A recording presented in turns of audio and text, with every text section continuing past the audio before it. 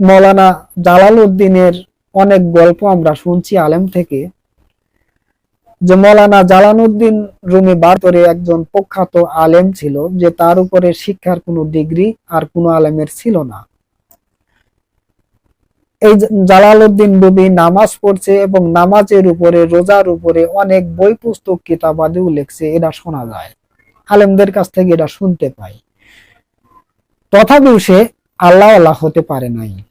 তথাপিও সে আল্লাহর জ্ঞানী, আল্লাহ থেকে যে জ্ঞান অর্জন করে সে জ্ঞানী হবে, সেই জ্ঞান অর্জন করে নাই। এতগুলো বই লেখা সত্ত্বেও, নামাজের উপরে অনেক বই লেখার সত্ত্বেও, আইন কারণ লেখা সত্ত্বেও তিনি আল্লাহর দিদার ঘটাতে পারেন নাই। অবশেষে কি করলো? একজন জুতো সেলাই করে শামসুদ্দিন তিবরিজির কাছে যায়, সে কোরআনিক হিদায়েত এবং কোরআনিক সত্যকে মেনে নিয়ে সে কোরআনের জীবন ব্যবস্থার উপরে আসলো। আর তার আগ পর্যন্ত তিনি এই আল্লাহর জ্ঞান, আল্লাহর থেকে জ্ঞান সংগ্রহ করা কখনোই পারেন নাই।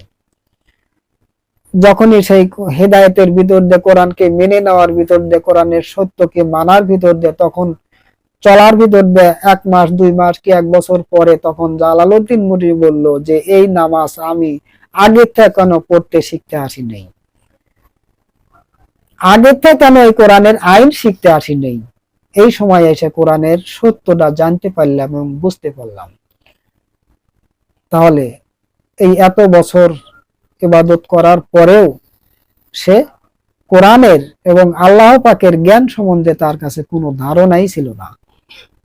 সে একজন মূর্খের কাছে যা কোরআনের সত্যটাকে মেনে নিয়ে সেই কোরআনের সত্য জ্ঞানগুলো সে অর্জন করতে থাকলো।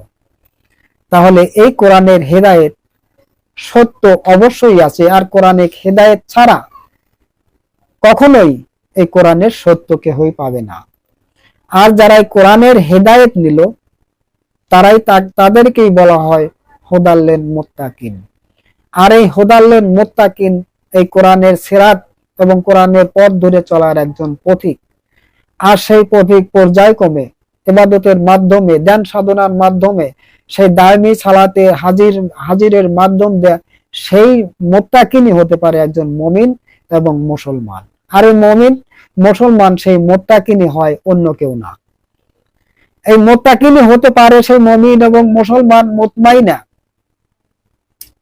তারাই হতে পারে সাদিকিন, এছাড়া অন্য কেউ হতে পারেন না। যদি তাই হতে পারত, তাহলে জালালউদ্দিন রুমি সেই একজন মূর্খের কাছে, নিশির কাছে আইসে, জুতো সেলাইকারী আইসে তাকে ওস্তাদ মানত না, শিক্ষক মানত না, গুরু মানত না।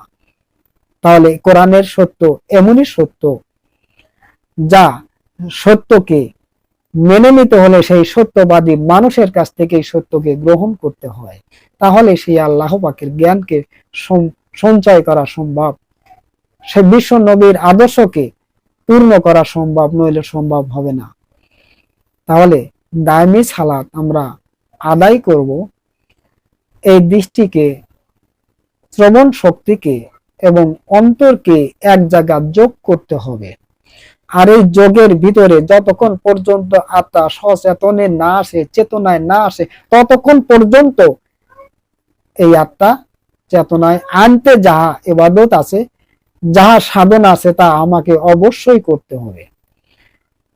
ততদিন পর্যন্ত এই আত্মসাধনা চলে এবং দায়মি সালাত ততদিন পর্যন্তই চলবে, মৃত্যুর আগ পর্যন্ত সে দায়মি সালাতের সর্বক্ষণ হাজিরই থাকে।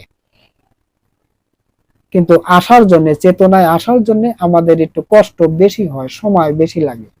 তবে আমরা চেষ্টা করলেই, যারা পবিত্র জীবন গ্রহণ করছেন এবং পবিত্র কোরআনের আদেশ উপদেশের ভিতরে যারা আশ্রয় নিয়েছেন, গুন্ডির ভিতরে আশ্রয় নিয়েছেন, তারা অবশ্যই এই দায়মি সালাতের সত্যটা জানতে পারবেন, যদি সেই দায়মি সালাতের ইবাদত সম্বন্ধে জ্ঞান বুঝ থেকে থাকে এবং সাধনা থেকে থাকে। আমরা সেই দায়মি সালাতে উত্তীর্ণ যদি হতে পারি, তাহলে অবশ্যই সালাতের ইবাদত সম্পূর্ণ হয়ে যাবে, সালাতের পবিত্রতাও সম্পূর্ণ হয়ে যাবে এবং সালাতের জীবনও স্বয়ং সম্পূর্ণ হয়ে যাবে, যখনই আত্মচেতনায় এসে আত্মপরিচয় ঘটাতে পারে। যখনই আত্মপরিচয় প্রকাশ করবেন, তখনই সেই আত্মদিনেরও প্রকাশ ঘটবেন, আত্মরবেরও প্রকাশ ঘটবেন এবং আত্মসুরতেরও প্রকাশ ঘটবেন। তখন সেই ব্যক্তি আত্মপরিচয় দিতে পারবে, আর সেই পরিচয় হবে সেই মহান আল্লাহ পাকের সত্য পরিচয়। আমরা যেন সেই সত্যকে জয় করে, আমরা যেন নিজ পরিচয়কে অর্জন করে, নিজ পরিচয় প্রকাশ করে আমরা যেন পরবর্তী জীবনে ফিরে যেতে পারি। এই বলে আমি আমার আলোচনা এখানেই রাখছি। আলহামদুলিল্লাহ রাব্বিল আলামিন। আসসালামু আলাইকুম ওয়া রাহমাতুল্লাহ।